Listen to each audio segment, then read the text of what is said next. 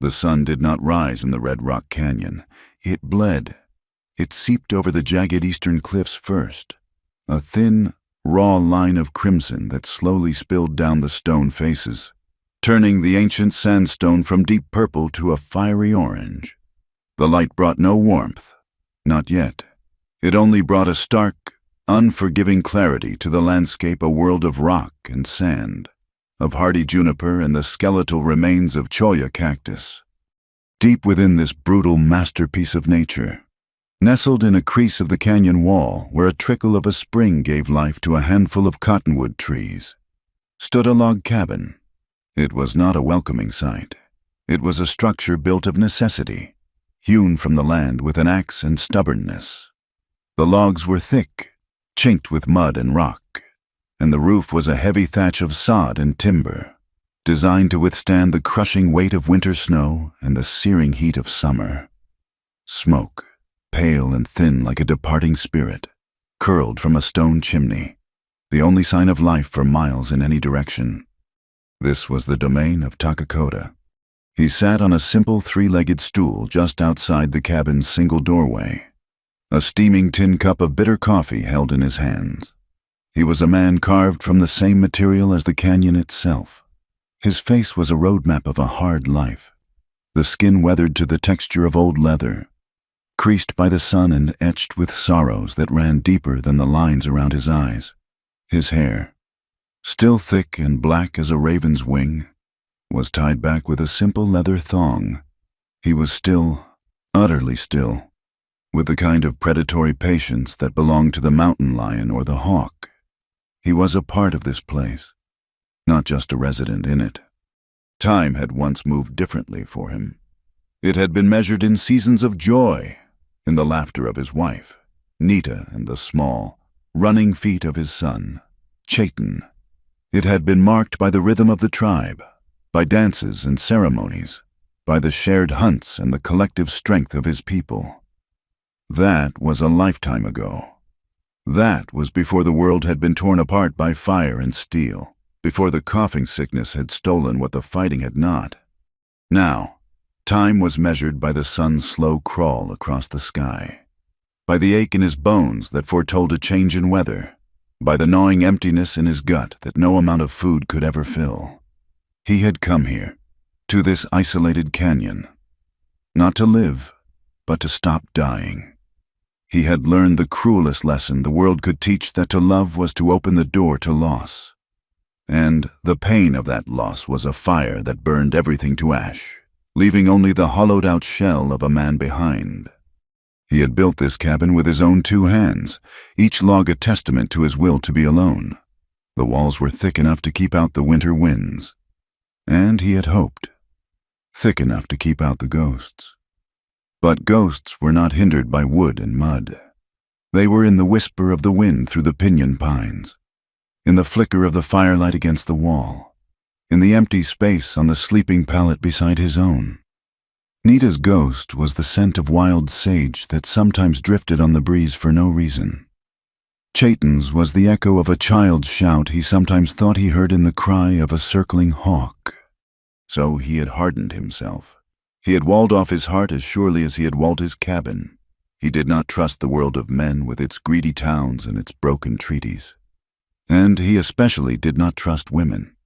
He had seen their softness as a source of unimaginable strength when he was with Nita. But now he saw it only as a vulnerability, a gateway to the kind of pain he would rather die than feel again. A woman brought light and warmth.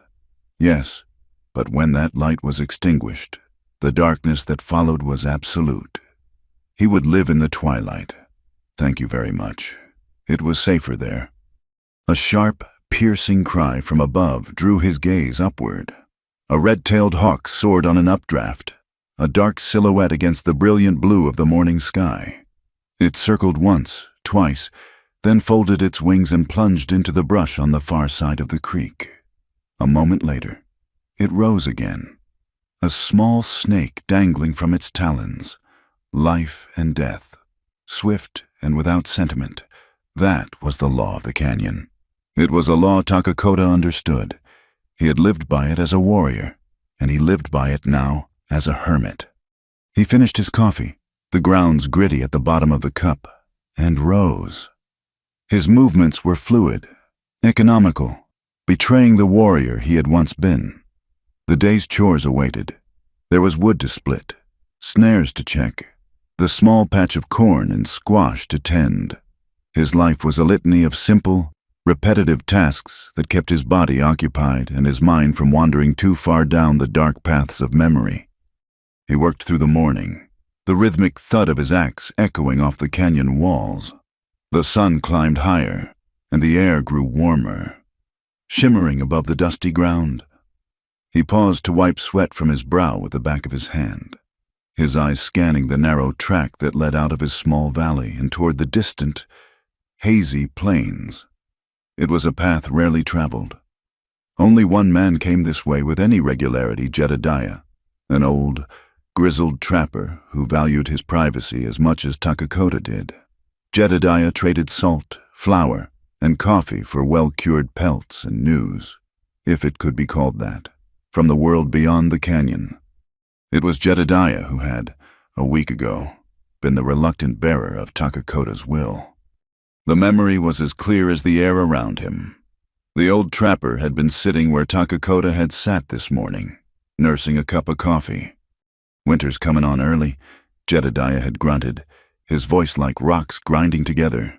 "Feel it in my joints. It'll be a bad one." Takakota had merely nodded, his gaze fixed on the fire. He felt it too, the ache in his shoulder. Where a soldier's bullet had lodged itself decades ago was a more reliable almanac than any in print.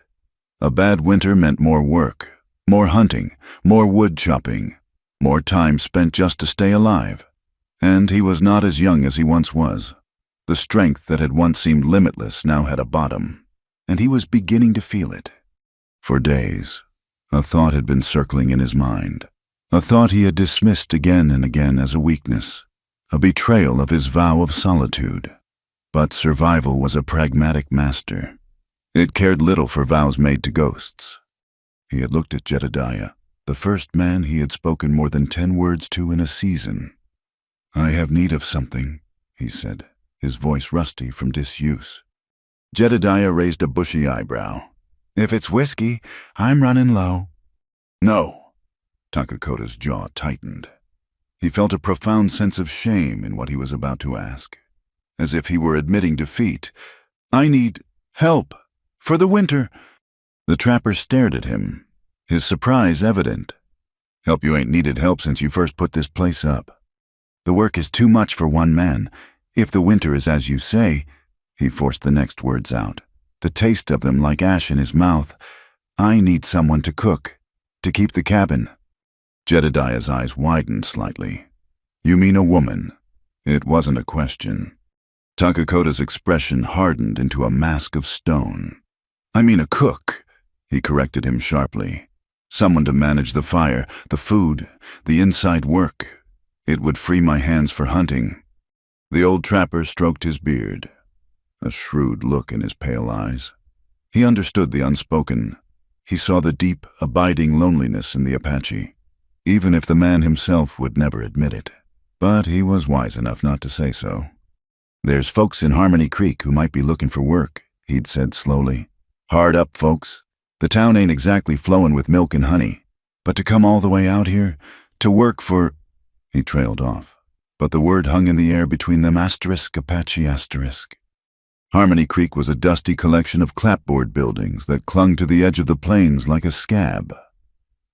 It was a place of suspicious glances, muttered words, and deep-seated prejudice.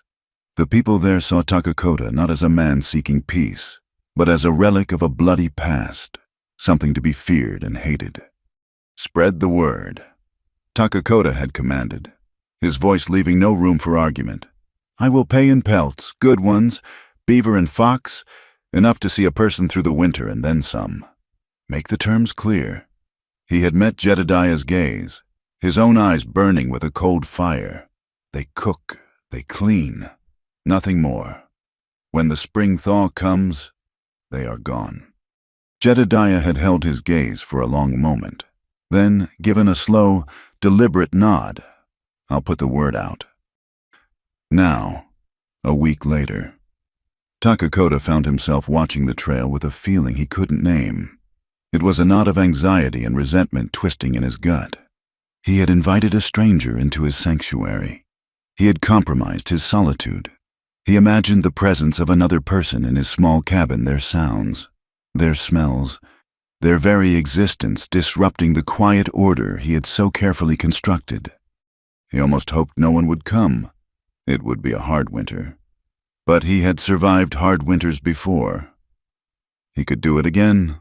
The thought of a woman's presence was the most unsettling of all.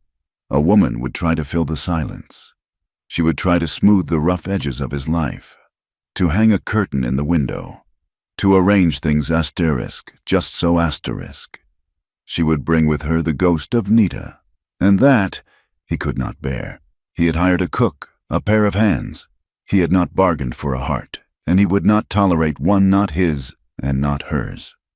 As the sun reached its zenith, casting sharp, short shadows on the canyon floor, a flicker of movement at the edge of his vision caught his eye. It was far down the trail, a small figure, indistinct in the heat haze. Not Jedediah. The trapper walked with a heavy, lumbering gait. This figure was smaller, and it moved with a determined, steady pace. Takakota's hand went instinctively to the hunting knife at his belt. He stood slowly, every muscle tensed, and retreated into the shadows of the cabin doorway, becoming one with the darkness within. From there, he watched, his eyes narrowed, as the figure drew closer. It was a woman. She was leading a tired-looking mule laden with a few meager bundles. She was alone. As she came nearer, he could see she was young, perhaps barely out of her girlhood. She wore a simple, faded calico dress and a wide-brimmed hat to shield her from the punishing sun. He felt a surge of anger, hot and irrational. Of all the people Harmony Creek could have sent, they sent this, a girl. What would a girl know of hardship, of the biting cold and the profound silence of a canyon winter? She would last a week before running back to the relative safety of town, crying about the loneliness and the hard work. She stopped at the edge of the clearing, her eyes on the cabin. She looked tired, her face smudged with dust. But there was a resilience in the set of her shoulders, a quiet strength in her posture that he had not expected. She did not seem frightened, only wary. Her gaze swept over the cabin, the woodpile, the creek, taking in everything with an observant stillness that reminded him, uncomfortably, of himself. For a long moment, neither of them moved. The canyon held its breath. The only sounds were the buzz of insects and the soft gurgle of the creek. Takakota remained in the shadows, a silent, unseen judge. He had made a mistake. He would send her away. He would tell her the position was filled, that he had changed his mind. He would face the winter alone, as he was meant to. But then the wind shifted, carrying a scent to him. It wasn't the cloying perfume of the women in town. It was the simple, clean scent of soap, dust, and determination. And under it all, something else. Something he hadn't known he'd missed until this very moment, the faint, warm, living scent of another human being. It did not comfort him. It terrified him, because it was the first crack in the wall he had built around his heart. A very small crack, almost invisible, but a crack nonetheless. And he knew, with a certainty that chilled him to the bone, that this was how the pain always began, not with a cannon blast, but with a whisper. For a long moment, the world consisted only of the space between them. The sun beat down on the woman in the clearing, while the man remained a figure of shadow and menace in the doorway. She did not call out. She simply stood, her hand resting on the neck of her weary mule, and waited. It was a posture of profound patience, the kind born not of tranquility, but of having no other choice. Finally, he moved. Takakota stepped out of the cabin, emerging from the darkness into the harsh, revealing light. He was taller than she had expected, broad in the shoulder, with a severe economy to his movements that spoke of contained power. He did not walk so much as flow over the ground, silent and deliberate. He stopped 10 paces from her, his face an unreadable mask of weathered stone, his eyes dark and piercing. "Go back," he said. The words were not loud, but they carried the weight of the canyon walls, a command as absolute as a rock slide. Elena swallowed, her throat dry with dust and fear. But she had walked for 2 days to get here, her mother's funeral still a fresh wound in her heart. The leering whispers of the men in Harmony Creek, a more immediate threat than this silent mountain. There was nothing to go back to. "Jedediah sent me," she said, her voice quiet but clear, without a tremor. "He said you needed a cook for the winter." Takakota's gaze swept over her, a slow, dismissive appraisal. He saw a slip of a girl, too young, too slight for the brutal work a winter in this place demanded. He saw the gentle curve of her jaw, the dark braid of hair that fell over her shoulder, and the storm of anger and resentment rose in him again. She was everything he had sworn to live without. "Jedediah was mistaken," he said, his tone final. "I have no need of you." He expected her to cry, to plead, or to turn and flee. She did none of those things. Her chin lifted a fraction. Her eyes, the color of dark honey, met his directly, in them. He saw no fear. He saw exhaustion. Yes, and a deep, settled sadness, but beneath it was a flicker of something else. A hard, resilient core, the look of a survivor. "There is no one else," she said simply. "No one else was willing to come, and I cannot stay there." She did not need to elaborate. The world was full of places a lone woman could not stay. His eyes fell to her hands, which were clasped on the mule's lead rope. They were not the soft, useless hands of a town girl. They were slender, yes, but the palms were calloused, and there were small, faded scars across the knuckles. These were hands that knew work, hard, thankless work. He looked back at her face, at the determined set of her mouth. He had sought a pair of hands, nothing more. A functional, uncomplaining tool. Perhaps this was it, just in a package he had not anticipated. His pragmatic mind warred with the raw instinct to guard his solitude. The winter would be long. The ache in his shoulder was a dull, constant throb. Survival did not care for sentiment. He was silent for a long time, the hawk circling high above them, the only witness to the negotiation. At last, he gave a curt, almost imperceptible nod. "Unload your animal. There is water in the creek." Relief, so potent it almost buckled her knees, washed over Elena. She murmured a quiet, "Thank you," and moved to unfasten the ropes holding her meager possessions onto the mule's back. "I am not offering you comfort." Takakota's voice cut through the air, sharp as a shard of flint. She froze, turning to face him.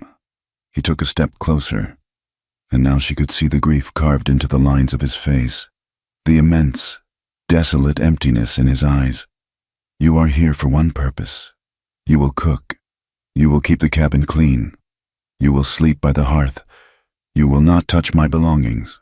You will not speak to me unless I speak to you first. When the snows melt in the spring, you will leave. Is that understood?" He leaned in, his voice dropping to a low, intense whisper. Nothing more. The finality of it hung between them, a wall of ice. This was not an offer of shelter.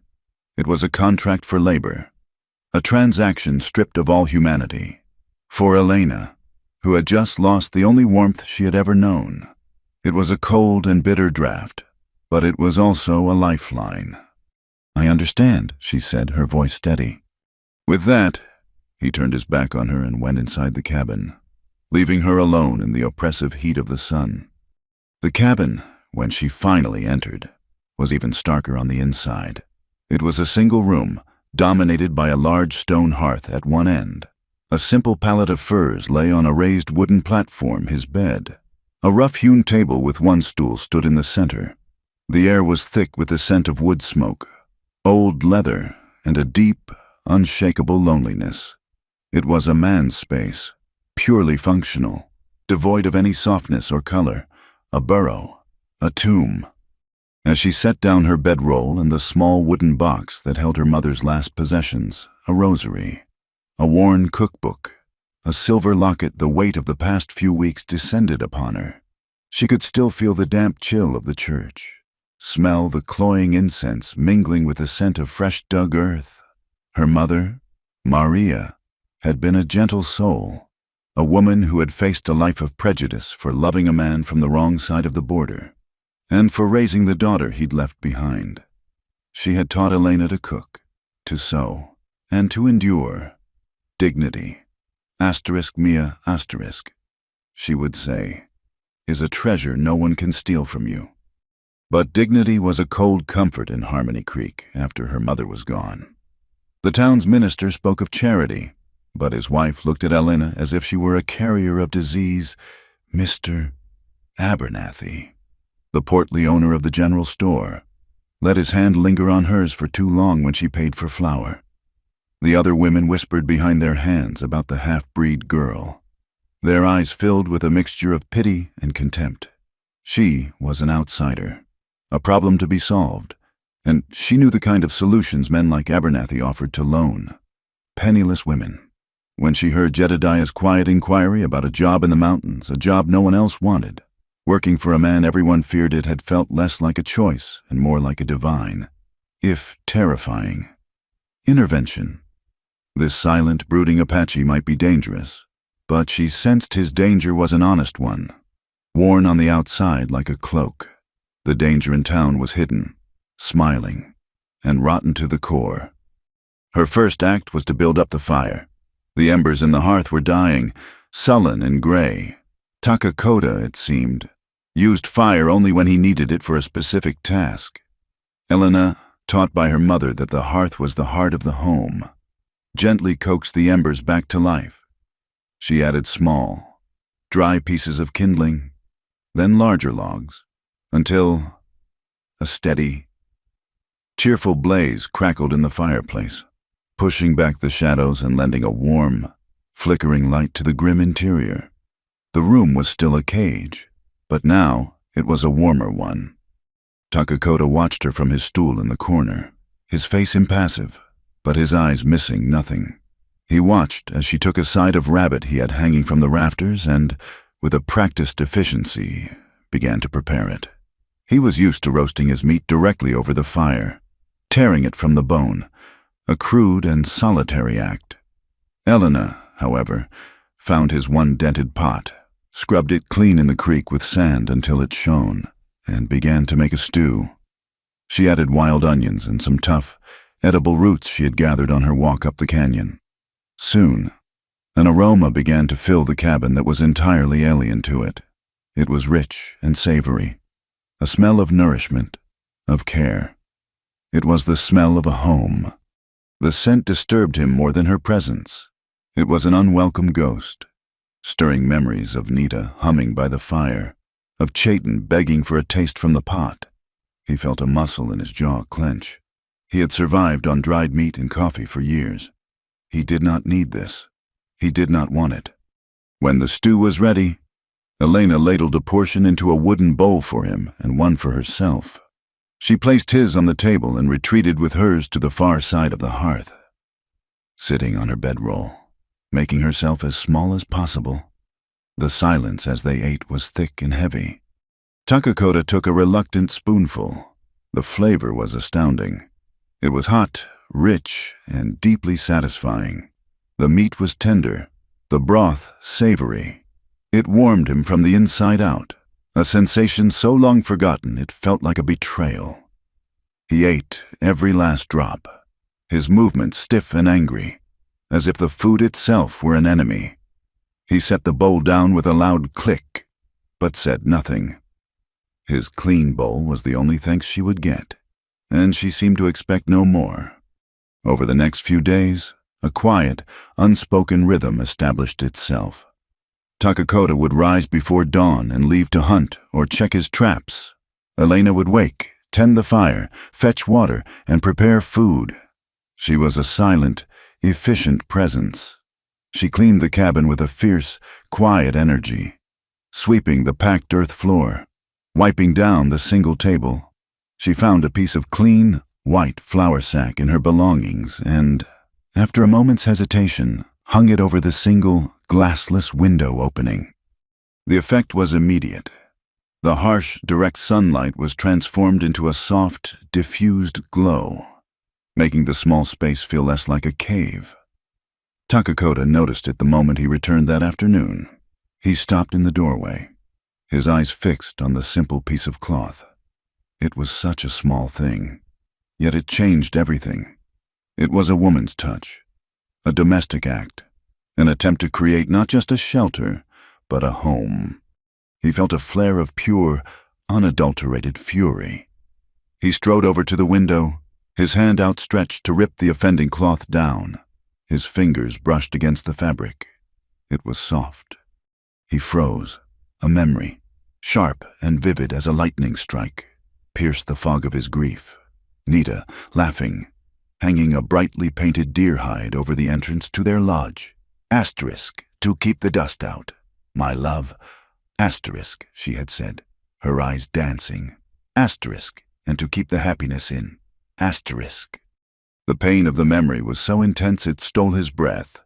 He snatched his hand back as if burned.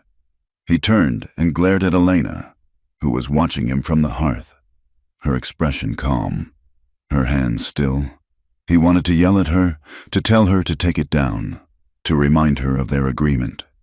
Nothing more. No curtains, no softness, no memories. But the words died in his throat. What could he say that a piece of cloth had undone him, that the soft light reminded him of everything he had lost? It would be an admission of a weakness so profound he could not even give it voice. He was Takakota, the warrior, the survivor. He was not a man to be defeated by a flour sack. Without a word, he turned, grabbed his axe, and went back outside, where he began to split firewood with a savage, desperate force. Each blow of the axe an attempt to shatter the feelings that were rising up within him. He was annoyed. He was furious. But as he worked, the scent of a fresh pot of coffee drifted from the cabin, and despite himself, he could not deny the truth. The cabin was warmer. The food was better. The light was softer. The crushing weight of his solitary existence had been eased, just slightly. This woman, Elena, had followed his rules to the letter. She did not speak. She did not touch his things. She kept to herself. But her very presence was a rebellion. She was changing his world not through words or actions, but simply by existing within it. She was waking the sleeping parts of his soul, and he did not know if he was strong enough to kill them a second time. The days that followed fell into a pattern of profound and deliberate silence. It was a silence as vast and overwhelming as the canyon itself. A third presence in the small cabin. Weeks bled into one another, marked only by the shortening of the days and the deepening chill in the wind that keened through the pines. Autumn painted the leaves of the few cottonwood trees by the creek in strokes of brilliant, dying gold, a final flare of life before the long white sleep of winter. Takakota remained a creature of distance and shadow. He would spend his days away from the cabin, hunting with a renewed, almost feverish intensity, as if his sheer physical exertion could ward off the unsettling comfort that had taken root in his home. When he was there, he was a thundercloud contained within the four walls, his presence heavy, his silence a palpable force. He watched Elena constantly. He watched the deft, efficient way her hands kneaded dough for flatbread. He watched the steady line of her back as she bent over the hearth. He watched how she never wasted a single scrap of food, how she mended the small tears in her dress with tiny, neat stitches. He told himself he was watching for weakness, for a sign that she would break under the strain of the isolation and the hard work, but he found none. She was as quiet and resilient as the juniper trees that clung to the rocky cliffs. She did not complain. She did not pry. She did not fill the silence with the meaningless chatter he had expected. She simply existed, a steady, quiet flame in the cold emptiness of his life. This frustrated him more than any defiance could have. He had built his world on the principle of harsh, Spartan survival. Her quiet competence, her ability to create pockets of warmth and nourishment within that world, felt like a judgment on the hollow life he had chosen. For her part, Elena navigated his moods as a skilled boatman navigates a treacherous river. She learned the geography of his silence. There was the angry silence, when he would return empty-handed from a hunt, his jaw set like granite. There was the sorrowful silence, when she would find him staring into the fire, his eyes seeing things 1,000 miles and 1,000 years away. And there was the watchful silence, the one that made the hair on her arm stand up, when she felt his gaze on her, analytical and cold. She was not intimidated. Fear had been a constant companion for so long that it had become a dull, familiar ache. She had been more afraid of Mr. Abernathy's damp, smiling face in Harmony Creek than she was of this grim, silent man. Here, at least, the danger was honest. She focused on her work, on the rhythm of the chores that gave her days shape and purpose. She found a strange sort of peace in the canyon, a freedom in its isolation. There were no whispers here, no judgmental eyes. There was only the wind, the hawks, and the silent man whose grief was so vast it seemed to have soaked into the very logs of the cabin. She did not pity him. Her own sorrow was too fresh for that, but she recognized his pain as a fellow traveler, a citizen of the same desolate country of loss. The first crack in the wall of silence came on a morning sharp with the first real bite of frost. The rocks along the creek bed were slick with a thin, treacherous veneer of ice. Elena, her shawl pulled tight around her shoulders, had gone to fetch the morning's water. She was careful, her steps measured. But as she leaned down to dip the first wooden bucket into the frigidly clear water, her worn leather sole slipped on a moss-covered stone. Her world tilted. There was a sickening lurch in her stomach, a gasp of air, and the cold, dark water rushing up to meet her. But before she could fall, an iron-hard presence was there. Takakota had been returning from checking his snares, moving with his usual spectral silence. He saw her lose her footing and covered the distance in 2 powerful strides. His hand shot out and clamped around her upper arm, his grip strong and sure, arresting her fall instantly. The shock of the contact was a physical jolt, more startling than the near fall itself. Through the thin wool of her dress, the heat of his hand was a brand. She could feel the power in his grip, the raw strength that could snap a branch or a bone with ease. Yet the pressure was not painful. It was absolute, a human anchor in a world that had just given way. For a heartbeat, they were frozen like that. Elena, off balance, suspended between the rock and the water. Takakota, his body a rigid bulwark against her fall. He looked down at his hand on her arm, a flicker of something unreadable surprised confusion in his dark eyes. He could feel the delicate bones beneath the fabric, the trembling that ran through her. She was not a bundle of chores or an inconvenient presence. She was a living, breathing woman, fragile and warm. The realization was a trespass. He released her as if his hand had caught fire. He took a step back, putting space between them, his face once more an impassive mask. Elena had righted herself, her heart hammering against her ribs. One of the buckets had fallen and was now bobbing away downstream. "Be more careful," he grunted, the first unsolicited words he had spoken to her in a month. Without another glance, he turned and strode back toward the cabin, leaving her staring after him. She stood trembling by the creek, her arm tingling where he had touched her. It was not the cold that made her shiver. The silence that had defined their lives had been broken, not by conversation, but by a single, reflexive act of protection, a silent acknowledgement that her well-being had, on some level, mattered to him. The second crack was deeper, a fissure that split the rock to its core. It happened a week later. Takakota had been tracking a large buck for 2 days, following it high into the treacherous upper reaches of the canyon. The animal was old, wily, and desperate. He finally cornered it on a narrow ledge of crumbling shale. As he drew his bow, the buck charged. He dodged, but his foot slipped on the loose rock.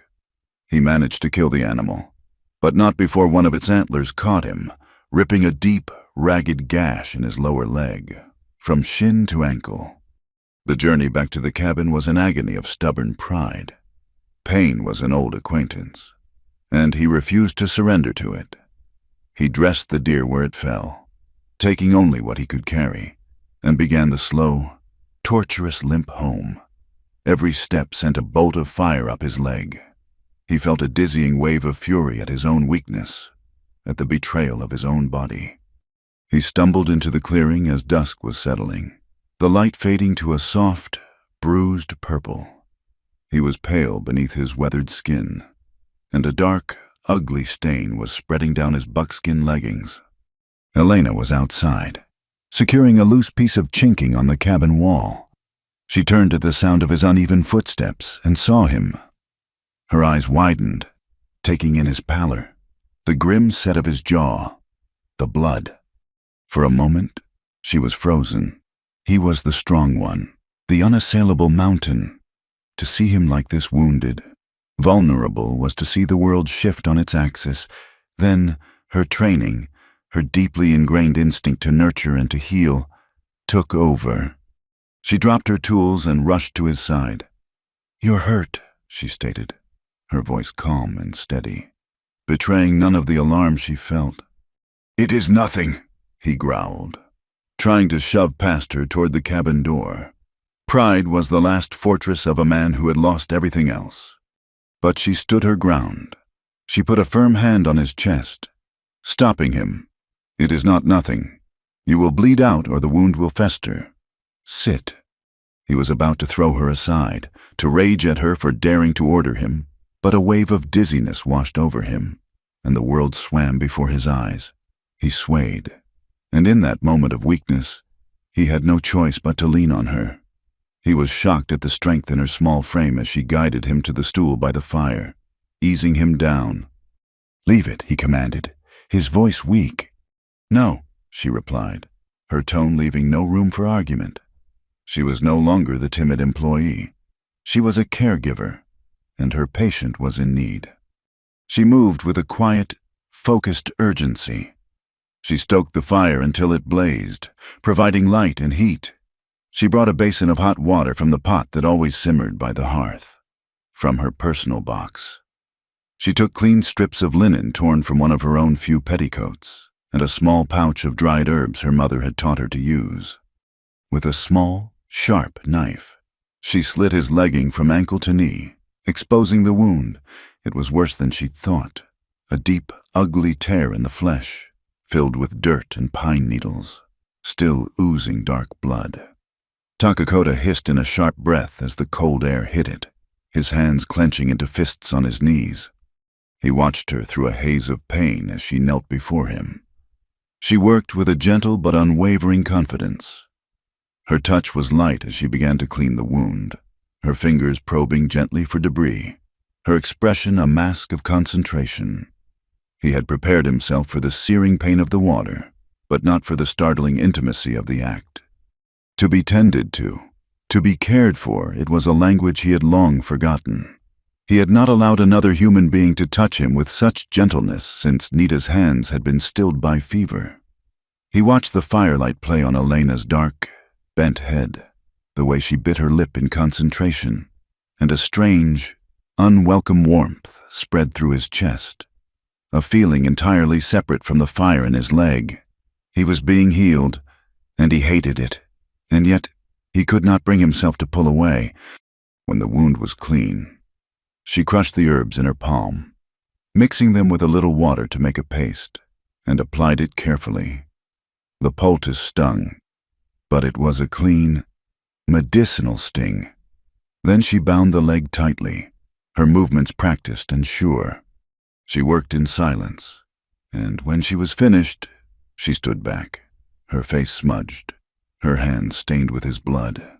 The air in the cabin was thick with the scent of herbs and the unspoken reality of what had just passed between them. He was in her debt. His survival, for this moment, had depended on her. The carefully constructed dynamic of master and servant had been shattered. He stared at the tightly bound wound, then at her face. He expected to see triumph in her eyes, or perhaps pity. He saw neither. He saw only a deep, somber compassion. He finally looked away, his gaze falling to the dancing flames in the hearth. He felt stripped bare, his defenses breached, his solitude violated in the most profound way. He had chosen this life to avoid connection, to avoid owing anyone anything, to avoid feeling anything. And in one evening, this quiet, stubborn woman had forced all three upon him. The silence stretched, long and taut. He thought she would leave him to his thoughts, retreat back to her own side of the cabin. But she remained standing there, looking at him, at the whole of him, not just the wound. When she finally spoke, her voice was barely a whisper, a sound that was nearly lost in the crackle of the fire. "You live alone," she said, her words a soft, sad melody. "But you do not have to die alone." The simple sentence landed with the force of a physical blow. It was not an accusation. It was not an offer. It was a statement of a possibility he had never allowed himself to consider. He had equated living alone with dying alone. They were two sides of the same coin of self-preservation. Her words suggested they were separate things, that one did not have to lead to the other, that there was a choice. He did not answer. He couldn't. He simply stared into the fire, his leg throbbing in time with the frantic, terrified beating of his own heart. The lonely Apache had been touched, he had been tended to, and he had been seen. And in the oppressive silence of the canyon, a fragile, terrifying seed of hope had been planted in the barren soil of his soul. Takakota's injury became a chain, binding him to the cabin and to her. For the first week, he could do little more than move from his sleeping pallet to the stool by the fire. The forced inactivity was a torment, a cage for a man who had only ever known the freedom of the mountains. He was a hawk with a broken wing, grounded and restless, forced to watch the world from a single vantage point, and from that vantage point, he watched Elena.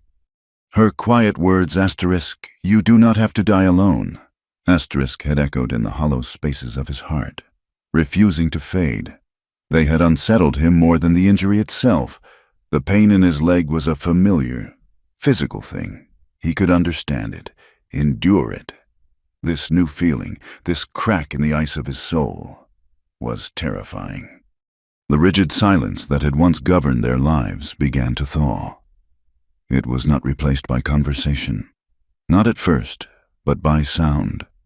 As Elena worked, she began to hum. It was a low, tuneless sound, a simple melody from a half-forgotten childhood lullaby. The first time he heard it, Takakota's entire body tensed. Sound was an intrusion, a violation of the quiet he had cultivated, but she seemed unaware of his reaction, lost in the rhythm of her work as she ground corn into meal. The humming continued, day after day, becoming as much a part of the cabin's atmosphere as the scent of wood smoke and sage.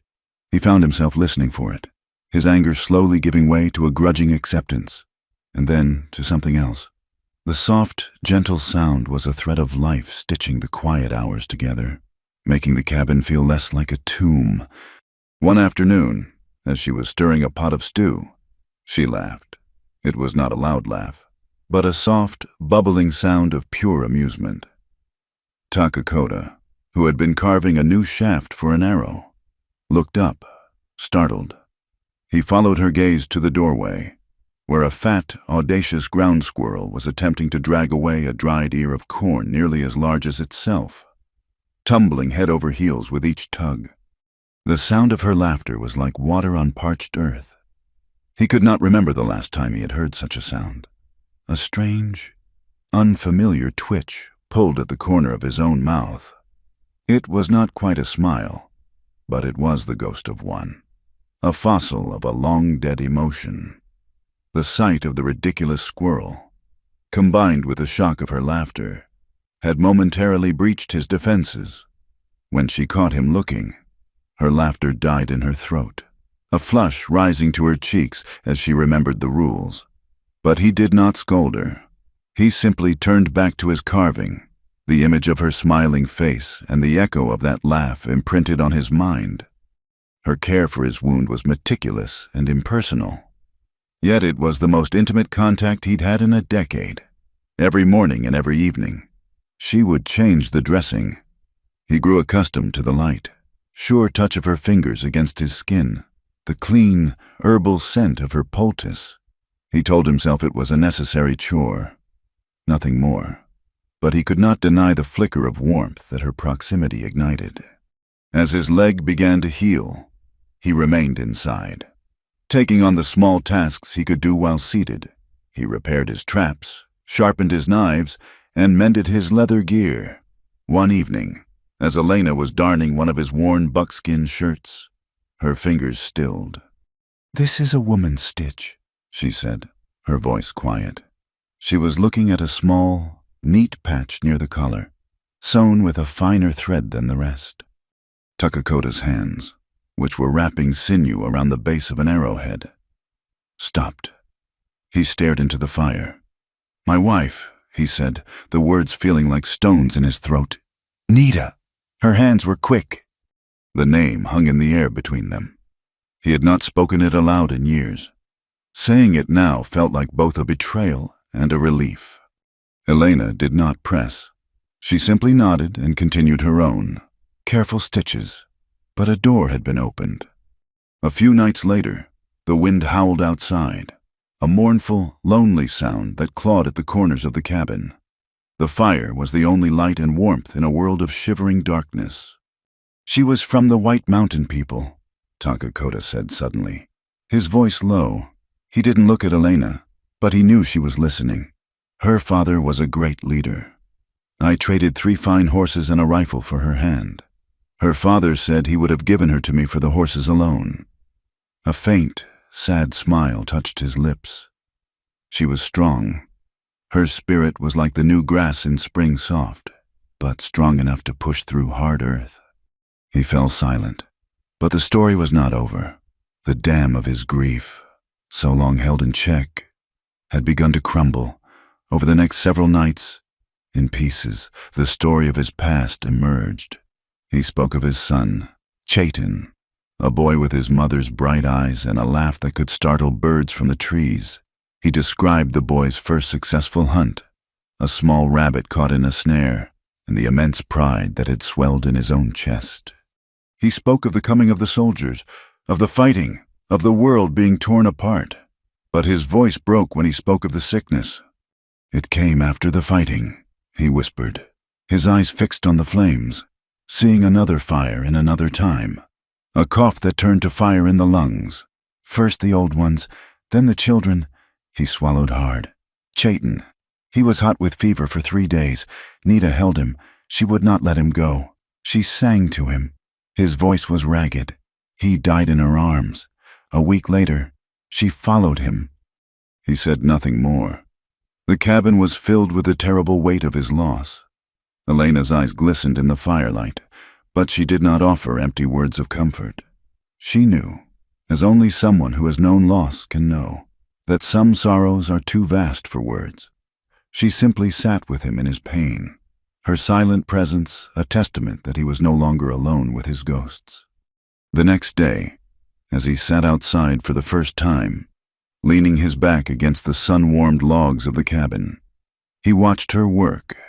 She moved with a grace and economy that reminded him, achingly, of Nita. "You learned to tend wounds from your mother," he stated. It was not a question. Elena paused in her task of scrubbing the stew pot. "Yes," she said. "She learned from her mother. She said that for women like us, on the edge of things, we had to be our own doctors, our own priests, our own everything." "Women like you?" he asked. His curiosity piqued. She looked out over the vast, empty canyon, her expression wistful. My father was an American, a surveyor.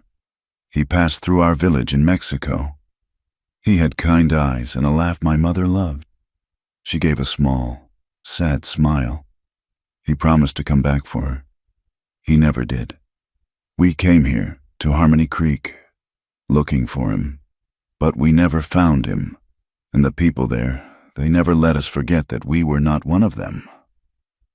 My mother was the Mexican woman. I was the half-breed girl. She spoke without bitterness, with a simple, factual weariness that was more heartbreaking than anger. Takakota listened, and for the first time, he saw her not just as Elena, the woman who cooked his food, but as a fellow outcast. He had been driven into this canyon by the hatred of the white man's world. She had been born into it, an exile in her own land. They were both survivors of a quiet, relentless war. The sky had been a threatening, bruised gray all day. As evening fell, the wind picked up, shrieking like a banshee through the narrow canyon. Then came the snow, not the gentle, drifting flakes of a quiet winter's night, but a driving, blinding wall of white, thrown against the cabin by a furious gale. The world outside disappeared. The temperature plummeted. The wind found every tiny crack in the cabin walls, sending icy fingers of air snaking inside. The fire, their only source of heat, roared and sputtered as the downdraft from the chimney tried to extinguish it.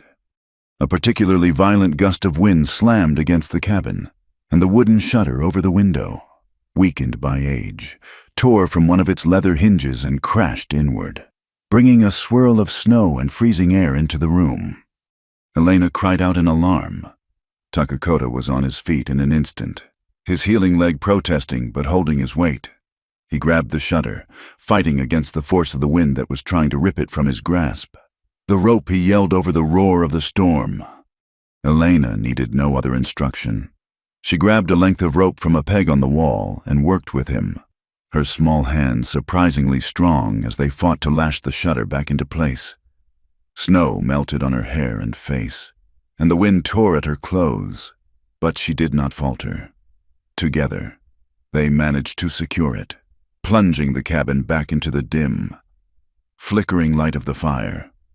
They stood for a moment, breathing heavily, their shoulders almost touching. The storm raged outside, a wild beast trying to claw its way in, but inside, they had created a tiny, fragile pocket of safety. "Thank you," he said, the words torn from him by the necessity of the moment. She just nodded, shivering, and retreated to the hearth, holding her hands out to the flames. The cabin felt smaller than ever, their shared space shrinking until it was just the small circle of light cast by the fire. Takakota sat on his stool, closer to the hearth than usual, seeking its warmth. Elena sat on her bedroll, only a few feet away. The storm was a relentless assault on the senses, a constant, deafening roar that made conversation impossible. They sat in silence, but it was a different kind of silence now. It was not empty or hostile. It was a shared silence, a companionship forged in the face of the storm's fury. A log in the fire collapsed, sending a shower of bright orange sparks onto the hearthstones, dangerously close to Elena's bedroll, with a speed that surprised them both. Takakota reached out, grabbing her hand and pulling her away from the sparks. His hand was large and calloused, engulfing hers completely. Her skin was cool from the chill. His was warm from the fire. The contact was electric. It was the second time he had touched her, but this time was different. It was not a reflexive act of rescue, but a conscious, deliberate connection. The sparks died down, but he did not let go. He held her hand, his thumb stroking absently over her knuckles. He could feel the fine bones, the delicate but strong pulse beating steadily beneath her skin. He looked at their joined hands, his dark and weathered, hers slender and pale in the firelight. And in that moment, holding her hand while the world raged outside, Takakota finally understood. He had spent years believing he was strong in his solitude, that his refusal to feel was a shield.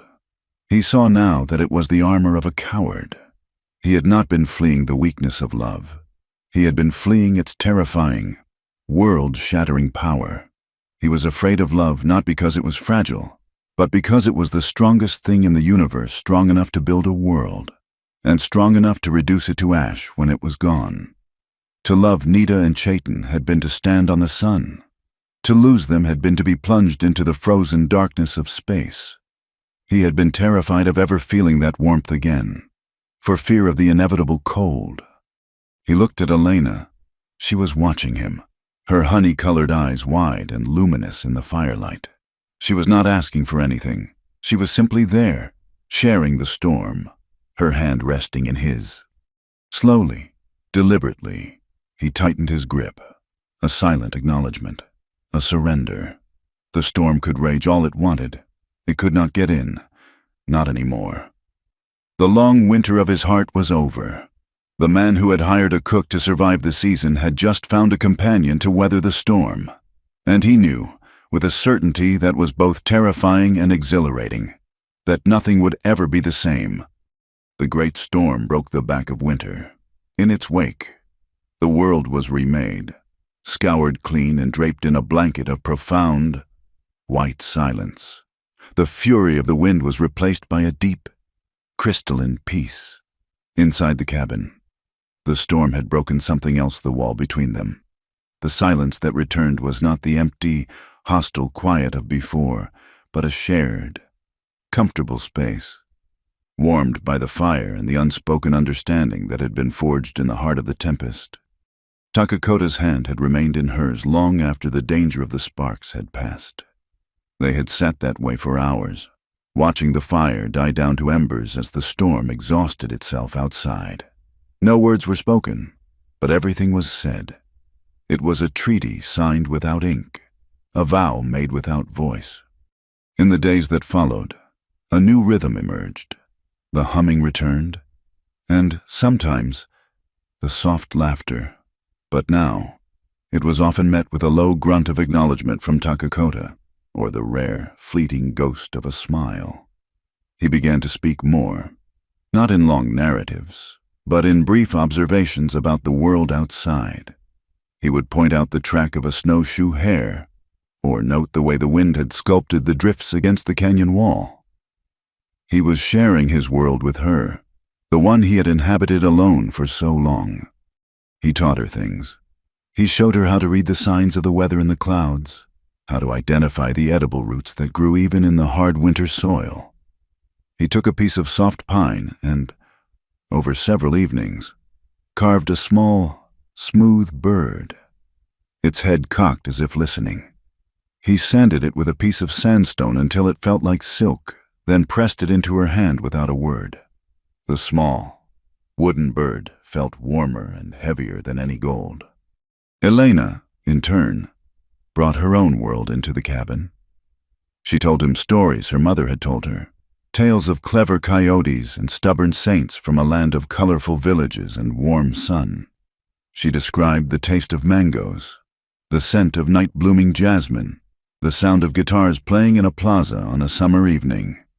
She was painting a picture of a life he had never known, filling the Spartan cabin with the colors of her memory. They were no longer master and servant. They were not even quite friends. They were two solitary stars that had drifted into the same orbit, held there by a gravity they did not yet have a name for. The end of their contract, the coming of the spring thaw, was an unspoken truth that hung between them, a cloud on the horizon of their newfound peace. As the snow began to melt, receding first from the sun-facing slopes, the land reawakened. The creek, which had been a frozen trickle, swelled into a gurgling, energetic torrent, and their supplies, stretched thin by the long winter, began to run low. The flour sack was nearly empty, the coffee tin held only dust, and the salt was a few precious crystals at the bottom of a wooden box. "We need supplies," Takakota stated one evening, his voice flat, but the words carried an immense weight. It meant leaving their sanctuary. It meant returning to the world of men. It meant going to Harmony Creek. Elena felt a knot of cold dread form in her stomach. The canyon had become her home, its isolation a protective embrace. The thought of facing the whispers and the cold, judging eyes of the townspeople made her physically ill. She had almost forgotten that other world existed. Takakota saw the fear in her eyes. "I will go alone," he said. "No," she replied, her voice firmer than she expected. The woman who had arrived in this canyon months ago would have agreed meekly. This woman was different. "You cannot carry everything yourself. Your leg is strong, but not that strong. And I will not stay here alone." The thought of being in the cabin without him was, she realized with a jolt, more frightening than facing Harmony Creek with him. He looked at her for a long moment, then gave a single, sharp nod. The journey down from the canyon 2 days later was a stark contrast to her lonely, desperate trek up. This time, she did not walk behind the mule. She walked beside Takakota. He adjusted his long, ground-eating stride to match hers. A small, unconscious courtesy that spoke volumes. The world felt different. The sky seemed bluer, the air cleaner. They moved as a team, a silent, efficient unit. And for the first time since her mother's death, Elena did not feel entirely alone in the world. But as the jagged silhouette of the canyon walls gave way to the flat, dusty expanse of the plains, the feeling of peace began to evaporate, replaced by a tense, prickling apprehension. Harmony Creek appeared on the horizon, a smudge of ugly, angular buildings under the vast, indifferent sky. It did not look like a place of harmony. It looked like a wound on the face of the land. Their arrival was met with a sudden, conspicuous silence.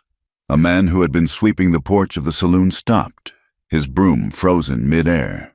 2 women gossiping outside the dress shop fell quiet, their eyes wide, their hands flying to their mouths to conceal their whispers. A group of children playing in the dusty street scattered like quail.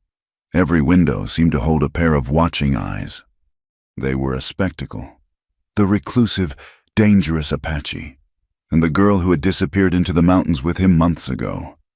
Elena could feel their stares like physical blows. She could hear the word that was on all their lips, even if they didn't speak it aloud. Asterisk. His asterisk woman. The Apache's woman. She pulled her shawl tighter, her gaze fixed on the ground in front of her, her face burning with a shame she did not deserve. Takakota seemed oblivious, his expression as impassive as ever. But Elena, who had learned to read the subtle shifts in his posture, saw the way his shoulders had tensed, the way his hand now rested near the hilt of the long knife at his belt. He was a coiled spring, a predator walking through a field of nervous prey. Abernathy's general store was just as she remembered it, a cluttered space smelling of sawdust, pickles, and chewing tobacco. Mr. Abernathy himself was behind the counter, a portly man with a shiny bald head and small, shrewd eyes. When he saw them enter, his face went through a rapid series of expressions: surprise, then a flicker of possessive anger as he looked at Elena, and finally, a mask of greasy, professional courtesy as his eyes landed on the thick stack of prime winter pelts Takakota carried. "Well, well," Abernathy said, his voice unctuous. "Look what the spring thaw washed down. Come to trade. Have you—" "Flour, salt, coffee, ammunition," Takakota said, his voice a low rumble. He dropped the pelts on the counter. The heavy thud seemed to make the whole store tremble. While the 2 men began the silent, tense ritual of haggling, Abernathy inspecting each pelt, Takakota watching his every move with narrowed eyes. Elena moved through the store, gathering the items they needed. She tried to make herself invisible, to ignore the presence of the 2 other men in the store, a pair of grimy ranch hands who were loafing by the Cracker Barrel. She recognized them from before Cletus and Boone. They were watching her, their eyes undressing her, their mouths twisted into ugly, suggestive smirks. "Looky there, Boone," Cletus said, his voice a loud, carrying drawl meant for everyone to hear. She's looking a mite healthier than when she left. Mountain air must agree with her. Or maybe it's the company she's keeping, Boone snickered, spitting a stream of tobacco juice that landed dangerously close to her skirt. Elena's blood ran cold. She kept her back to them, her hands trembling slightly as she lifted a sack of flour. Takakota and Abernathy continued their trade, either not hearing or choosing to ignore the comments. She moved to the far side of the store, pretending to inspect a bolt of cloth. She just needed to get their things and leave. But they followed her. She could smell the sour scent of whiskey and unwashed bodies as they closed in, cutting off her retreat. "So, tell us, little lady," Cletus said, his voice dropping to a conspiratorial leer. "What's it like, playing house with a redskin? He treat you right?" Before she could answer, before she could even breathe, his hand shot out and grabbed her arm. His grip was rough and tight, his fingers digging into her flesh. "You ain't too good to talk to your own kind, are you?" The store went silent. The soft sound of a dust mote dancing in a sunbeam would have been deafening. Takakota had been facing the counter, his back to the room. He did not turn around, not at first. He simply went still. The air around him seemed to drop 20 degrees. Abernathy, who had been holding up a fox pelt, slowly lowered it, his face pale. Then Takakota turned. He moved with a terrifying, liquid grace, not the jerky movements of an angry man, but the deliberate, fluid motion of a striking snake. His face was devoid of all expression, which was far more frightening than any rage. His eyes, however, were not empty. They burned with a black, bottomless fire, a promise of swift and terrible annihilation. He did not raise his voice. He did not need to. The sound that emerged from his throat was low, guttural, a sound from the dawn of time, the sound of a predator claiming its territory.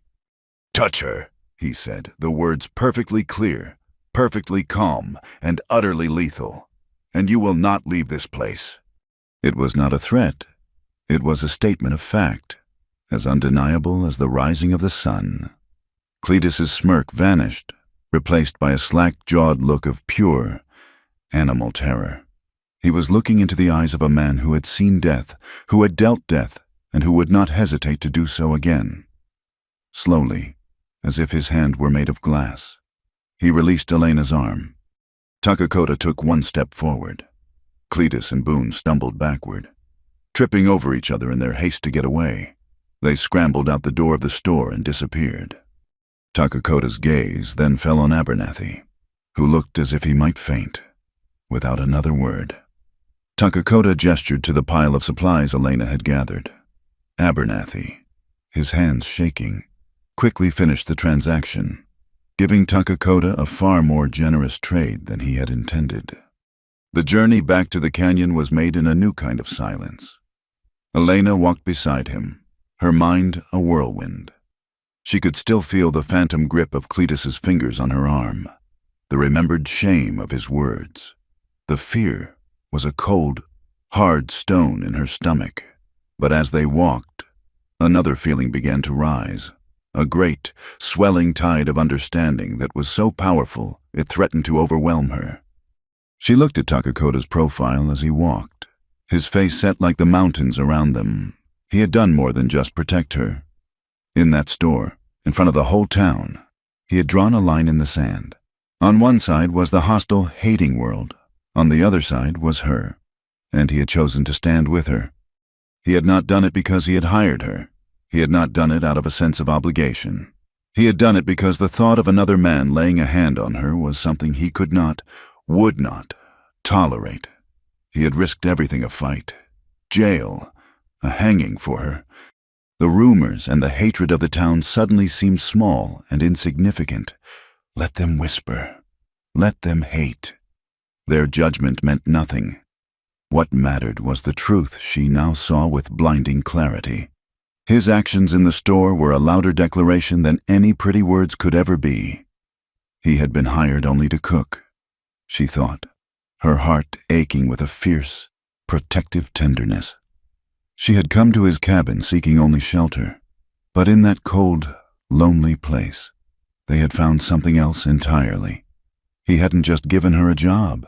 He had, in that single, violent, protective moment, placed his scarred and broken heart directly into her hands. The peace that settled over the canyon in the week after their return to Harmony Creek was a different kind of peace. It was not the quiet of solitude, but the charged stillness before a storm. The ugly encounter in the general store had been a stone thrown into a still pond, and the ripples were spreading outward, invisible but powerful. They both felt it. Takakota became even more watchful, his eyes constantly scanning the ridgeline, his senses tuned to the slightest unnatural sound. Elena found herself starting at the snap of a twig or the cry of a distant coyote. The canyon was no longer just a sanctuary. It was a fortress, and they were its sole defenders. Inside the cabin, the atmosphere had changed as well. The space between them, once a chasm of silence and then a bridge of tentative understanding, had now become a circle of mutual protection. When he cleaned his rifle by the firelight, his movements precise and deadly, she understood he was not just tending to a tool. He was sharpening a promise. When she stitched a tear in his sleeve, her motions calm and steady, it was an act of faith, a quiet declaration that they would face whatever was coming, together. The world outside the cabin was no longer an abstract threat. It had names: Cletus, Boone, Abernathy. It had a face contorted by hate and ignorance. They had looked into its eyes and it had looked back, and neither had flinched. But they knew it was not over. Hatred, like a cornered animal, is most dangerous when its pride has been wounded. The attack came on a moonless night. The stars were a cold, indifferent glitter in a black velvet sky. A low mist clung to the creek bed, muffling the familiar night sounds and creating a world of shifting, ghostly shapes. Inside the cabin, a single candle and the low embers of the fire cast long, dancing shadows on the walls. Elena was mending a flour sack, her head bent over her work. Takakota sat on his stool, polishing the blade of his hunting knife with a piece of oiled leather. The only sounds were the soft whisper of leather on steel and the gentle crackle of the dying fire. It was Takakota who heard it first. His hands stilled, his head lifted, his body going rigid, his focus directed not at the door, but at the very air itself. He was listening to something beyond the range of normal hearing, a vibration, a disturbance in the deep rhythm of the canyon night. "What is it?" Elena whispered, her own heart beginning to beat faster at the sudden tension in him. He put a finger to his lips, his eyes narrowed. He rose, silent as smoke, and moved to the heavy wooden bar that secured the door, lifting it into its brackets with a soft, solid thud. He then went to the small, shuttered window and opened it just a crack, peering out into the darkness. Elena held her breath. She could hear nothing but the wind and the faint gurgle of the creek. Then she saw it, a flicker of orange light, gone as soon as it appeared, reflected for a bare second in Takakota's dark eye. "Get the rifle," he said, his voice a low, calm whisper that was more terrifying than any shout. "And stay away from the door." Her hands trembled as she took the heavy rifle down from its pegs over the hearth. The cold weight of the steel was a terrible reality. This was not a story. This was not a bad dream.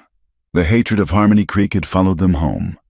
Now she could hear them, the crunch of boots on the gravel of the creek bed, the low, guttural sound of men trying and failing to be quiet. Then the light again, brighter this time. A torch, then another, and another. A cluster of angry firefly lights emerged from the mist, bobbing and weaving as they approached the clearing. They were a pack of wolves, their courage bolstered by whiskey and numbers. Elena could make out 6, maybe 7 figures. They carried rifles, shotguns, and the burning torches that painted their faces in demonic shades of orange and black. She recognized the swaggering gait of Cletus and the hulking shape of Boone. The others were faces she'd seen lounging in the saloon, men with dead eyes and mean, thin mouths. They stopped at the edge of the clearing, their bravado momentarily checked by the dark, silent cabin. It was an unnerving sight, a black void that seemed to swallow the light of their torches. Takakota Cletus yelled, his voice slurred but loud, shattering the canyon's peace. "We know you're in there, and we know you've got that girl with you." There was no answer from the cabin. "We're here for her," another voice shouted. "We ain't gonna let no decent woman be held captive by the likes of you." The hypocrisy of the words was a bitter poison in Elena's throat. Decent woman. They had never once looked at her as a decent woman. They had looked at her as an object, a half-breed, something to be used or discarded, and now they were her saviors. "Send her out!" Apache Cletus roared, taking a step forward. "Send her out now, and we might just let you live." Inside, Takakota turned his gaze from the window to Elena. His face was a mask of cold, controlled fury. "Stay here," he commanded in a low voice. He picked up his own rifle, checked the load, and moved toward the door. "No," Elena said, her voice shaking but resolute. She stood up, the rifle heavy in her hands. "They are here because of me. I will not hide behind you." A flicker of surprise, of fierce pride, lit his eyes. He looked at her, truly looked at her at the determined set of her jaw, the fear in her eyes warring with a strength she had not known she possessed. He gave a single, sharp nod. He lifted the bar from the door and pulled it open. He did not step out immediately, but stood in the doorway, a tall, dark silhouette framed by the faint firelight from within. The effect was immediate. The mob fell silent, their drunken jeers dying in their throats. Takakota stepped out into the clearing, his rifle held loosely in one hand, pointed at the ground. He was not aiming at them, which was somehow more menacing. It suggested a confidence, a deep-seated certainty that he did not yet need to. Then, to the astonishment of the men, Elena stepped out and stood beside him. She held her own rifle, its barrel likewise pointed down, but her grip was firm. Cletus stared, his whiskey-addled brain struggling to process the scene. This was not how it was supposed to happen. The girl was supposed to be a cowering victim, waiting for rescue.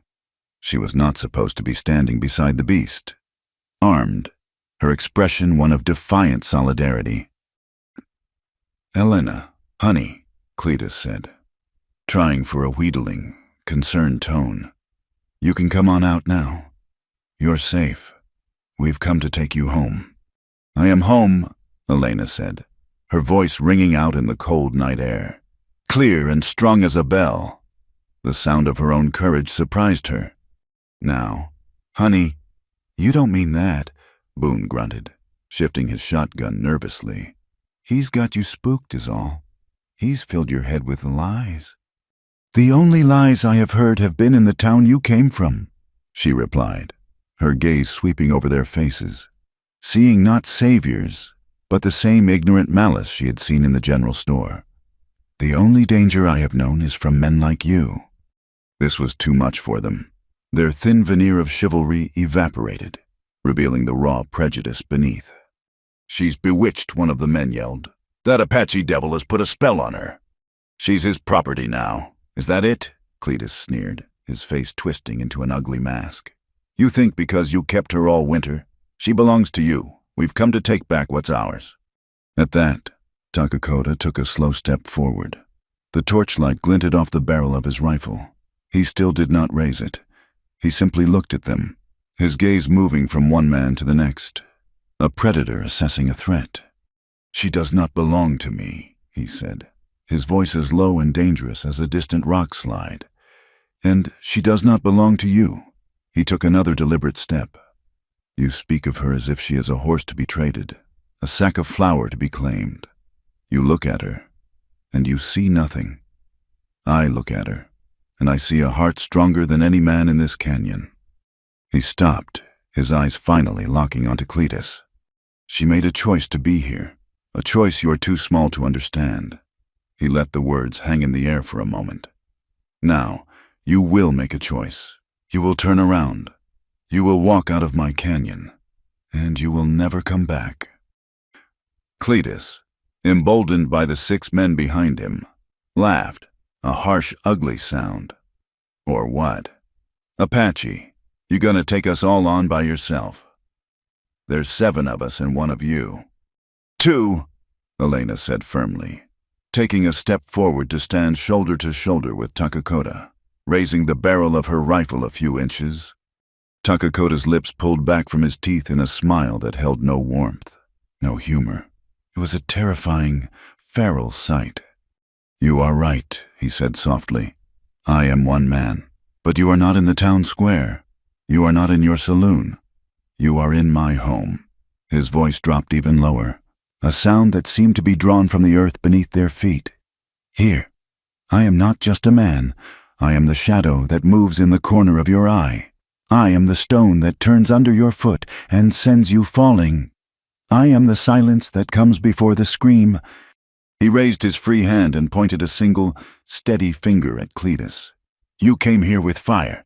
If you force me to answer you, the only fire you will see is the one that burns in your own homesteads. Set by a ghost you will never find. I will not hunt you like men. I will hunt you like rabbits. I will take your horses in the night. I will spoil your water. Your children will wake up crying from dreams of a dark face in their window." He paused, letting the images sink in. "You will live every day of your short, miserable lives looking over your shoulder, and you will die in fear, alone in the dark. Now, for the last time, leave." The silence that followed was absolute. The wind had died. The creek seemed to have stopped running. The only sound was the crackle and spit of their torches. The men looked at each other, their drunken courage shriveling in the face of such a cold, elemental promise. They had come to fight an Indian. They found themselves facing a force of nature. They saw in Takakota's eyes not the possibility of a fight, but the certainty of a curse.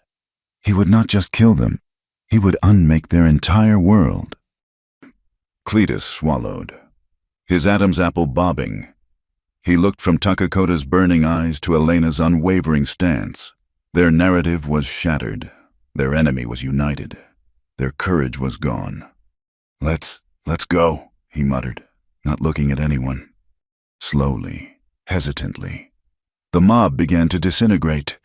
They backed away, their torches held low, their eyes still fixed on the 2 figures who stood unmoving before the dark cabin.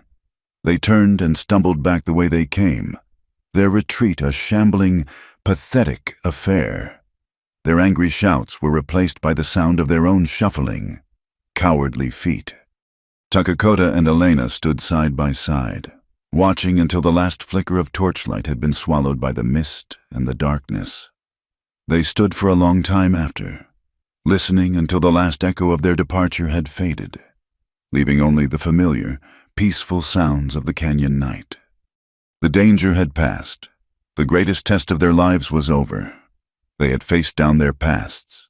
They had faced down society, and they were still standing.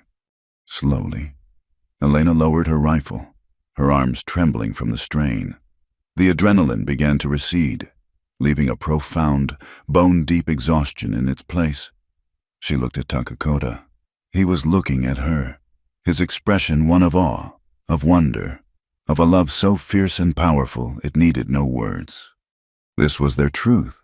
It wasn't just about survival anymore. It was not about a contract or a bargain. Their love had been forged in silence and solitude, tested by prejudice. And tonight, it had been sanctified by fire, in the heart of the dark and unforgiving West, in a small cabin nestled in a lonely canyon. They had built a kingdom for 2, and they had just proven they would defend it to the death. They did not go back inside immediately. They stood in the cold, clean air of the clearing, the twin pillars of a world they had just defended. The silence that rushed back in to fill the void left by the mob was a living thing, a balm on their raw nerves. It was the ancient, sacred silence of the canyon, and it was theirs once more, slowly, as if moving in a dream. Takakota reached out and took the heavy rifle from Elena's hands. His fingers brushed against hers, and the brief contact was a spark of life in the cold aftermath. He leaned both rifles against the cabin wall and turned back to her. In the faint starlight, he could see the tracks of tears on her dusty cheeks. Tears she had shed without making a sound. He saw the trembling in her shoulders that she was trying so desperately to control. He saw the fierce, beautiful courage in her eyes that had faced down 7 armed men. A wave of emotion so powerful, it threatened to pull him under a mixture of awe, fierce protectiveness, and a tenderness that ached in his chest rose within him. He lifted a hand, his calloused, scarred fingers hesitant for a moment before they came to rest gently on her cheek. He brushed away a tear with his thumb. The gesture was infinitely gentle, a stark contrast to the violence he had promised their tormentors. "You were not afraid," he whispered, his voice rough with emotion. It was not a question, but a statement of wonder. Elena let out a shaky breath she hadn't realized she was holding. She confessed, her voice barely audible. "I was terrified, but I was more afraid of losing this." Her gaze swept around the dark clearing, the silent cabin, and came to rest on his face. "Of losing you." The admission hung between them, simple, honest, and more devastating than any threat or weapon. He had spent a decade building walls to keep the world out, to keep feeling out, and this woman, with her quiet strength and her steadfast heart, had not broken them down. She had simply walked through them as if they were never there. He slid his hand from her cheek to the back of her neck, his fingers tangling in the soft hair at her nape. He drew her forward until her forehead rested against his chest. She could feel the steady, powerful beat of his heart beneath her ear, a rhythm as constant and reassuring as the turning of the seasons. She closed her eyes, inhaling the scent of pine smoke, leather, and the unique, earthy scent that was his alone. She wrapped her arms around his waist, holding on as if he were the only solid thing in a spinning world. He held her like that for a long time, his large hand a warm, protective weight on her head, his other arm wrapped securely around her back. He was shielding her from the memory of what had just happened, from the hatred of the world, from everything. In his embrace, she was not the half-breed girl, not the Apache's woman, not an outcast. She was simply Elena, and she was safe. Finally, the deep chill of the night began to seep into their bones. "Come," he said softly, his voice a low rumble against her ear. Inside, by the fire, he released her slowly, reluctantly, and they went back into the cabin. The simple act of barring the door behind them feeling like a sacred ritual. The fire had burned down to a bed of glowing, orange embers. Takakota added several logs, and soon the flames leaped up again, chasing the shadows into the corners and filling the small space with a dancing, golden light. They sat, not in their usual separate spaces, but together on the thick bearskin rug before the hearth. The heat from the fire warmed their faces, but a different kind of warmth was spreading between them. The night's events had been a crucible, a trial by fire that had burned away everything that was not essential. All that was left was a stark, undeniable truth. The world outside would not change. The men would go back to Harmony Creek and their story would curdle into a local legend, a tale of the bewitched girl and the savage Apache who held her in his thrall. The prejudice would remain, a poison in the well. But here, in this cabin, that fact no longer mattered. The judgment of the world was a distant, irrelevant noise.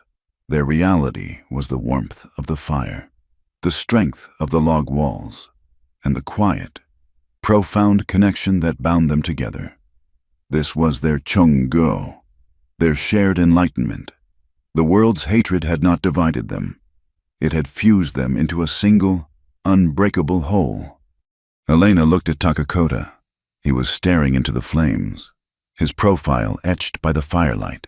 The harsh lines of his face seemed softer now, the perpetual grief in his eyes replaced by a deep, thoughtful stillness. The spring thaw had come, and with it, the end of their original agreement. She had fulfilled her contract. She was free to go. The thought was a cold, hollow ache. Leaving this place, leaving him, was no longer a possibility. It was an amputation. She had to speak the truth aloud, to give it voice and make it real, to ensure there were no more shadows of misunderstanding between them. "The snows have melted," she said, her voice quiet but steady. "Our arrangement is over. I have enough from the trade to find a place in another town, somewhere far from here." Takakota turned his head to look at her. The stillness in his eyes was gone, replaced by a storm of emotions he could no longer hide. Fear, hope, a desperate, unspoken plea. He thought she was telling him she was leaving.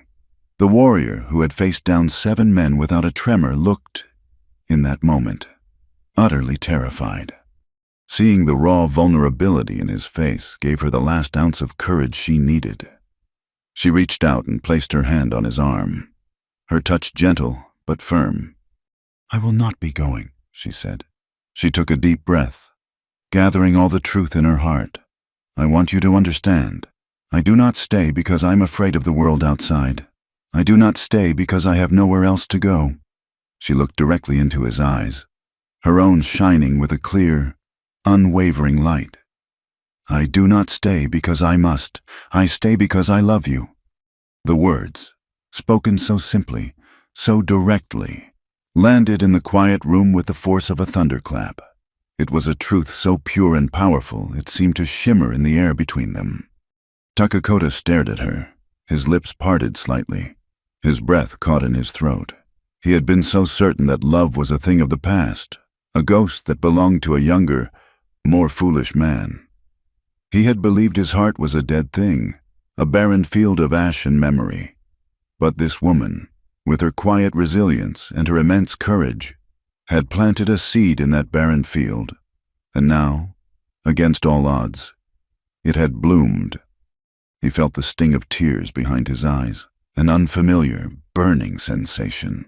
His throat felt thick, choked with a decade of unspoken grief and a lifetime of unspent love.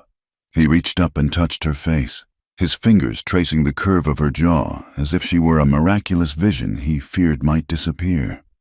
His voice, when he finally found it, was a raw, strangled whisper, thick with an emotion so profound it was painful.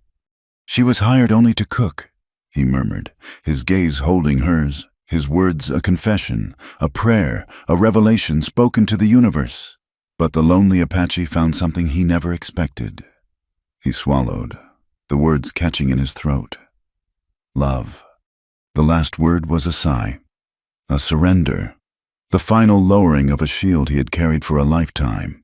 He leaned in, his eyes never leaving hers, giving her every chance to turn away. She did not.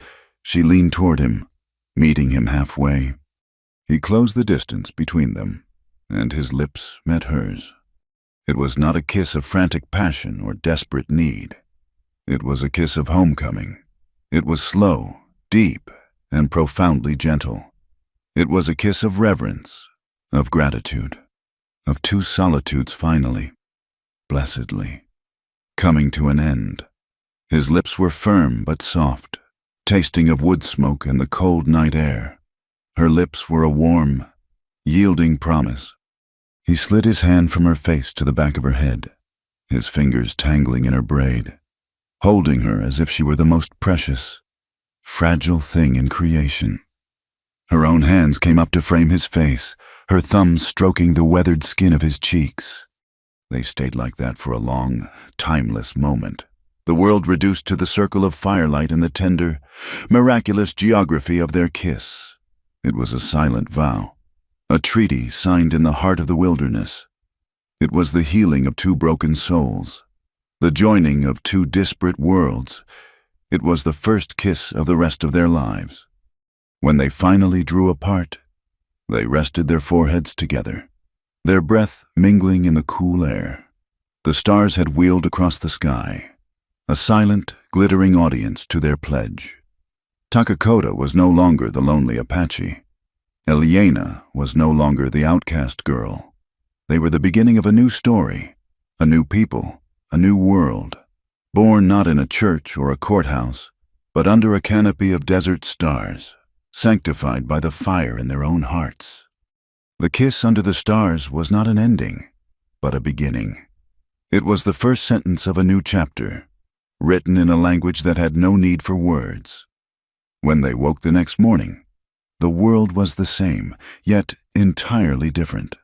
The sunlight that spilled over the canyon rim seemed warmer. The song of the creek sounded sweeter, and the very air within the cabin felt lighter, charged with a quiet, joyful energy. The ghosts of the past had not vanished, but they had retreated, their mournful whispers replaced by the steady, living sound of two hearts beating in the same small space. Their life together began to grow, organically and beautifully, like a vine finding its way toward the sun. The cabin, once a Spartan shelter built for the singular purpose of survival, slowly began to transform into a home. The change started in small ways. Elena found a sunny, protected patch of earth near the creek where the soil was rich and dark, with a pointed stick for a trowel in her bare hands. She began to cultivate a garden. Takakota watched her at first, a silent observer, as she carefully planted the handful of beans and squash seeds she had saved from their supplies. Then, one morning, he appeared beside her, holding a sturdy, spade-like tool he had fashioned from the shoulder bone of a deer. He didn't say a word, simply handed it to her and then began to clear the larger rocks from the patch, his powerful muscles making short work of the task. They worked side by side, a team, turning the wild earth into a promise of sustenance. Elena began to bring the life of the canyon inside. She would return from her walks with her apron full of wild herbs and flowers. Bundles of sage, chamomile, and mint soon hung from the rafters, drying in the warm air, and filling the cabin with a complex, fragrant perfume that mingled with the familiar scent of wood smoke. She found a patch of brightly colored clay by the creek and, remembering a skill her mother had taught her, she fashioned two simple, beautiful cups, which she hardened by the fire, drinking coffee from them. A warmth spread through Takakota that had nothing to do with the heat of the drink.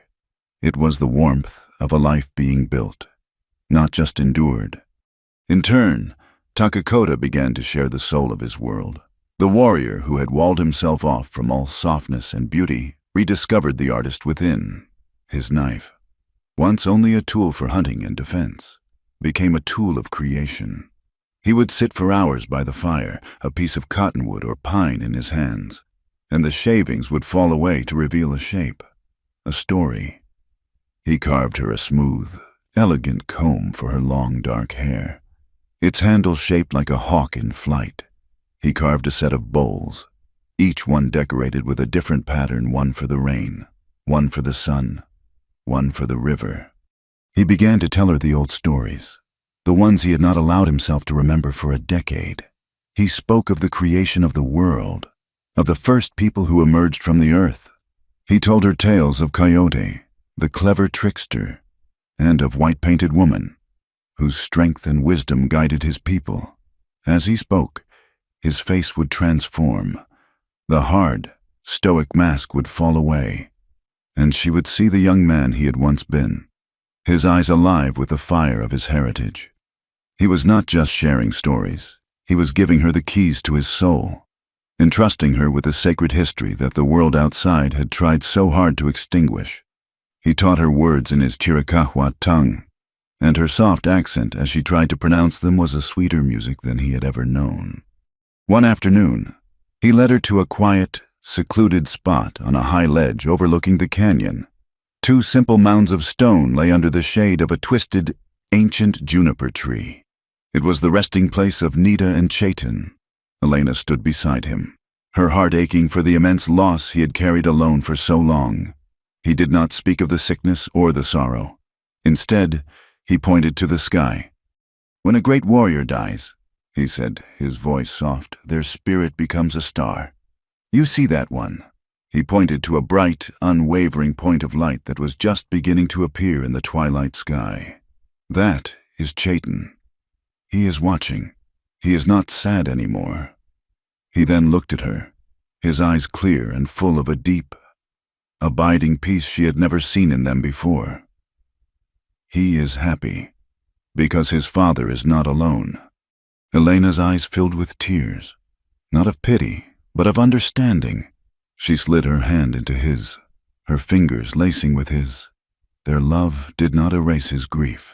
It did not fill the hole that the loss of his family had left in his heart. Instead, their love had built a home around that sacred, empty space, protecting it, honoring it.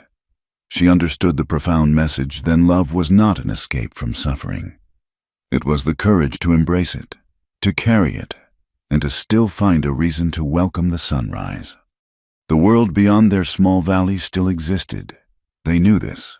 Sometimes they would see a dust trail on the distant plains, or find the tracks of a shod horse far down the canyon trail, a reminder of the world that had rejected them. But the fear was gone. The hatred of Harmony Creek was like a story from another lifetime. It could not touch them here. They had faced it, and in doing so, had robbed it of its power. Their bond, forged in defiance of a world that said they could not, should not, be together, was their shield. They were a testament to a truth greater than any prejudice, that the color of a person's skin or the language of their ancestors was nothing compared to the language of a human heart speaking to another. Their life was hard. It was a constant negotiation with the unforgiving land. But it was a life of profound richness and meaning. It was in the shared meal at the end of a long day, in the comfortable silence as they sat before the fire, in the touch of a hand in the middle of the night. It was a life built not on possessions, but on presence. The sun was setting, bleeding crimson and gold over the red rock walls, painting the canyon in the same fiery colors as it had on the day she first arrived.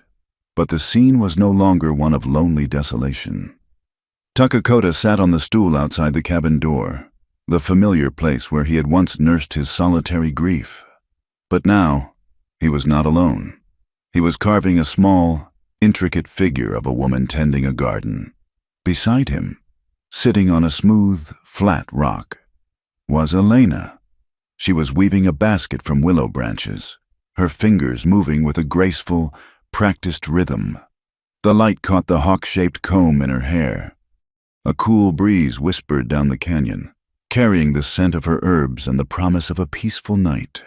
The world outside was still full of danger and uncertainty. The future was unwritten, a trail leading into an unknown wilderness. But within the small circle of light that would soon bloom from their cabin window, there was everything that mattered. There was a crackling fire. There was love, and there was hope. The lonely Apache was no longer lonely. The outcast girl was no longer an outcast. In each other, against all odds, in the deep and silent heart of the Wild West, they had finally, truly found their family. Thank you for listening to our story.